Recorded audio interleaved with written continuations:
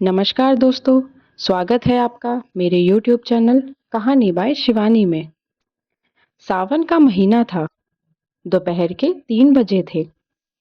रिमझिम शुरू होने से मौसम सुहावना पर बाजार सुनसान हो गया था। साइबर कैफे में काम करने वाले 3 युवक चाय की चुस्कियां लेते हुए इधर-उधर की बातों में वक्त गुजार रहे थे। अंदर एक दो कैबिनों में बच्चे वीडियो गेम खेलने में व्यस्त थे। एक दो किशोर दोपहर की वीरानगी का लाभ उठाकर मनपसंद साइट खोलकर बैठे थे। तभी वहां एक महिला ने प्रवेश किया। युवक महिला को देखकर चौंके, क्योंकि शायद बहुत दिनों बाद एक महिला, और वह भी दोपहर के समय, उनके कैफे पर आई थी। वे व्यस्त होने का नाटक करने लगे, तितर-बितर हो गए। महिला किसी सम्राट घराने की लग रही थी। चाल ढाल व वेशभूषा से पढ़ी लिखी भी दिख रही थी। छाता एक तरफ रखकर उसने अपने बालों को, जो वर्षा की बूंदों व तेज हवा से बिखर गए थे, कुछ ठीक किए। फिर काउंटर पर बैठे लड़के से बोली, मुझे एक संदेश टाइप करवाना है। मैं खुद कर लेती, पर हिंदी टाइपिंग नहीं आती है। आप मुझे लिखवाएंगी या? हाँ, मैं बोलती जाती हूँ और तुम टाइप करते जाओ। कर पाओगे? शुद्ध वर्तनी का ज्ञान है तुम्हें? लड़का थोड़ा सकपका गया और हिम्मत करके बोला, अवश्य कर लूंगा। मना करने से उसके आत्मविश्वास को ठेस पहुंचने की आशंका थी। महिला ने बोलना शुरू किया, लिखो, मेरे भैया, शायद यह मेरी ओर से तुम्हारे लिए अंतिम राखी होगी, क्योंकि अब मुझ में इतना सब्र नहीं बचा है कि मैं भविष्य में भी ऐसा करती रहूंगी। नहीं, तुम गलत समझ रहे हो। मुझे तुमसे कोई शिकायत नहीं है, क्योंकि शिकायत करने का हक तुम वर्षों पहले ही खत्म कर चुके हो। इतना बोलकर महिला थोड़ा रुक गई। भावावेश से उसके चेहरा तमतमाने लगा था। उसने कहा, थोड़ा पानी मिलेगा? लड़के ने कहा, जरूर, और फिर एक बोतल लाकर उस महिला को थमा दी। लड़के को बड़ी उत्सुकता थी कि महिला आगे क्या बोलेगी। उसे यह पत्र बड़ा रहस्यमय लगने लगा था। महिला ने थोड़ा पानी पिया, पसीना पोंछा, फिर लिखवाना शुरू किया। कितना खुशहाल परिवार था हमारा। हम 5 भाई बहनों में तुम सबसे बड़े थे, और माँ के लाडले तो शुरू से ही थे। तभी तो पापा की साधारण कमाई के बावजूद तुम्हें उच्च शिक्षा के लिए शहर भेज दिया था। पापा की इच्छा के विरुद्ध जाकर माँ ने तुम्हारी इच्छा पूरी की थी। तुम भी यह बात भूले नहीं होगे कि माँ ने अपनी बात मनवाने के लिए 2 दिन खाना नहीं खाया था।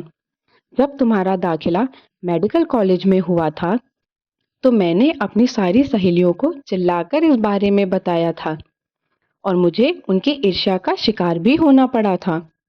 एक ने तो चिढ़कर यह भी कह दिया था कि तुम तो ऐसे खुश हो रही हो जैसे तुम्हारा ही दाखिला हुआ हो। जिसका उत्तर मैंने दिया था कि मेरा हो या मेरे भैया का, क्या फर्क पड़ता है तो दोनों एक ही खून। भैया, क्या मैंने गलत कहा था? फिर तुम हॉस्टल चले गए थे, और जब जब आते थे, मैं और माँ सपनों के सुनहरे संसार में खो जाती थी। सपनों में माँ देखती थी कि तुम एक क्लिनिक में बैठे हो और तुम्हारे सामने मरीजों की लंबी लाइन लगी है। तुम एक एक करके सबको परामर्श देते, और बदले में वे एक अच्छी खासी राशि तुम्हें देते। शाम तक रुपयों से दराज भर जाती। तुम सारे रुपए लेकर माँ की झोली भर देते। तुम बातें ही ऐसी करते थे।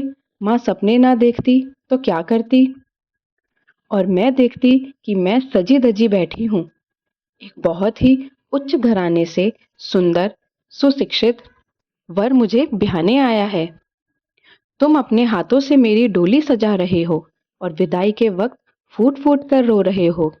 पिताजी हमें अक्सर सपनों से जगाने की कोशिश करते रहते थे, पर हम माँ बेटी नींद से उठकर आंखें खोलना ही नहीं चाहती थीं, क्योंकि तुम अपनी मीठी मीठी बातों से ठंडी हवा के झोंके जो देते रहते थे। माँ ने साथ साथ तुम्हारी शादी के सपने भी देखने शुरू कर दिए थे। उन्हें एक सुंदर सजीली दुल्हन आंखों में लाज लिए घर के आंगन में प्रवेश करते हुए नजर आती थी। माँ का कद ऊंचा उठकर सास का हो जाता था और घर उपहारों से उफनता सा नजर आता था।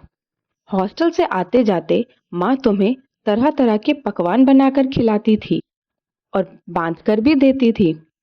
पता नहीं ये सब करते समय माँ में कहाँ से ताकत व हिम्मत आ जाती थी, वरना तो सरदर्द की शिकायत से पूरे घर को वश में किए रहती थी। सपने पूरे होने का समय आ गया था। तुमने अपनी डिग्री हासिल कर ली थी और हॉस्टल छोड़कर घर आने की तैयारी ही कर रहे थे कि अचानक तुम्हें एक प्रस्ताव मिला। प्रस्ताव एक सहपाठिन के पिता की ओर से था, विवाह का। तुमने माँ को बताया। माँ को अपने सपने दुगनी गति से पूरे होते नजर आने लगे। माँ ने सहर्ष हामी भर दी। मैं आज तक नहीं समझ पाई कि माँ ने स्वयं को इतना खुशहाल कैसे समझ लिया था। इतलाती इतराती घर घर समाचार देने लगी कि डॉक्टर बहू आएगी हमारे घर। तुम्हारा विवाह हो गया। अब सबको मेरे विवाह की चिंता सताने लगी थी। माँ बहुत खुश थी। उन्होंने जो थोड़े बहुत गहने मेरे लिए बनवाए थे, उन्हें दिखाते हुए तुमसे कहा था कि बेटा, इतना तो है मेरे पास, कुछ नकद भी है।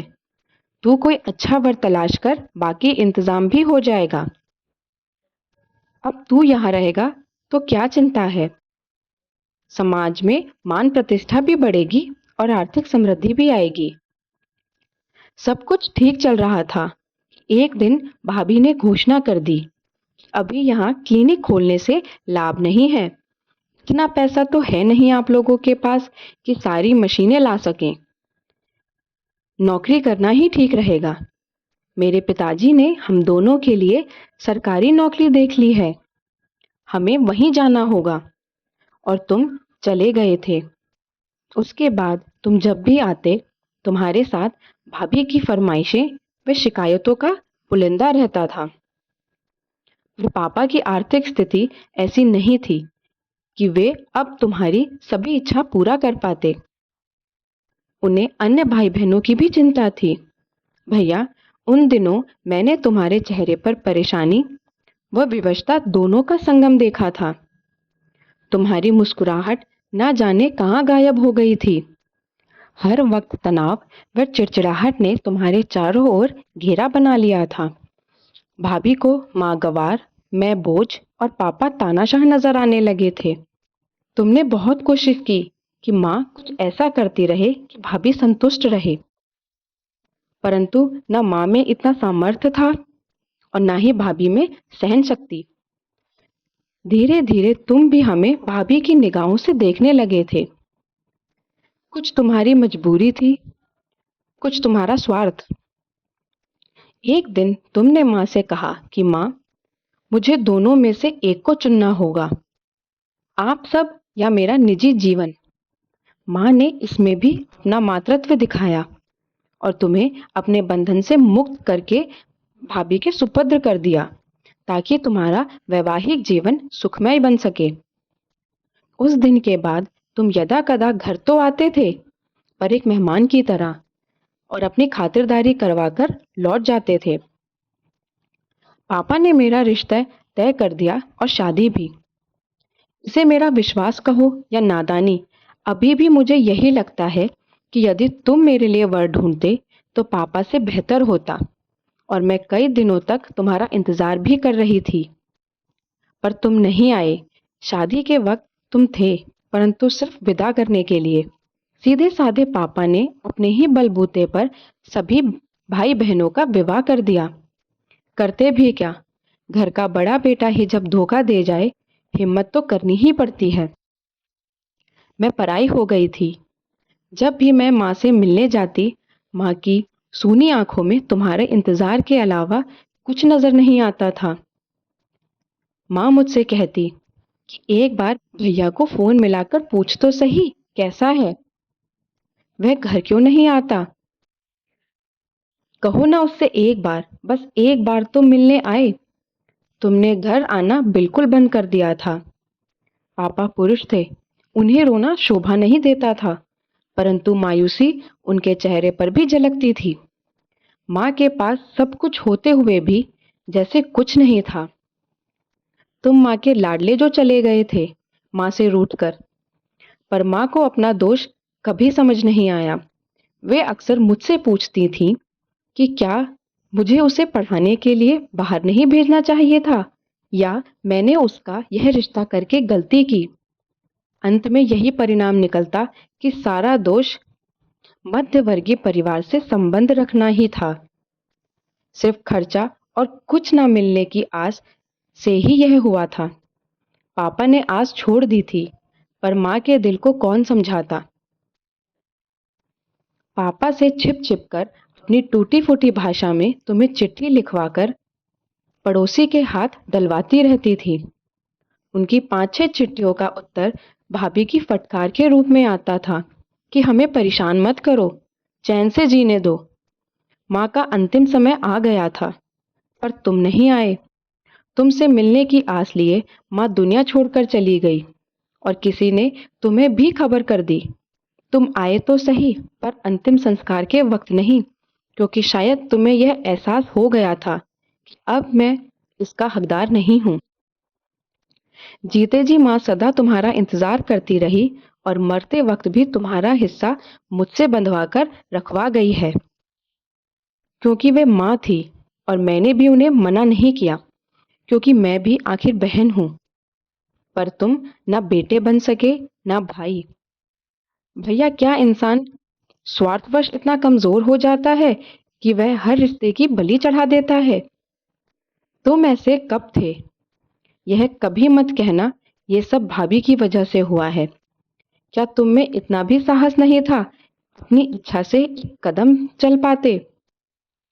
यदि तुम्हारे जीवन में रिश्तों का बिल्कुल भी महत्व नहीं है, तो मेरी राखी ना मिलने पर विचलित क्यों हो जाते हो, और किसी ना किसी के हाथ ये खबर भिजवा ही देते हो कि आपकी बार राखी नहीं मिली। भैया, क्या सिर्फ राखी भेजने या बांधने से ही रक्षाबंधन का पर्व सार्थक सिद्ध हो जाता है? क्या इसके लिए दायित्व निभाने जरूरी नहीं? आज 25 साल हो गए। इस बीच ना तो तुम मुझसे मिलने ही आए और ना ही मुझे बुलाया। इस बीच मेरे द्वारा भेजी गई राखी एक नाजुक सेतु की तरह थी, जो कि टूटने की कगार पर है, क्योंकि अब मेरा विश्वास व इच्छा शक्ति दोनों ही खत्म हो गए हैं। भैया, बस तुम मुझे एक बात बता दो कि यदि हम बहनें ना होती तो क्या मम्मी पापा को छोड़कर नहीं जाते? क्या तुम्हारे पलायन का कारण हम बहनें थीं? हम तुम्हें कैसे विश्वास दिलाती कि हम तुमसे कभी कुछ अपेक्षा नहीं रखेंगी? तुम एक बार अपनी विवशता कहते तो सही। हो सके तो इस राखी को मेरी अंतिम निशानी समझकर संभाल कर रख लेना, क्योंकि मेरे ख्याल से तुम्हारे दिल में ना सही, घर में इतनी जगह तो होगी। लिखवाते लिखवाते वह महिला उत्तेजना व दुखवश कांपने लगी, पर उसकी आंखों से आंसू नहीं झलके।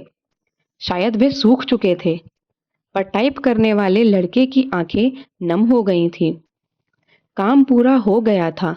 उस महिला ने लड़के से कहा, तुम इसकी एक प्रतिलिपि निकालकर मुझे दे दो, ताकि मैं यह संदेश अपने भैया तक पहुंचा सकूं।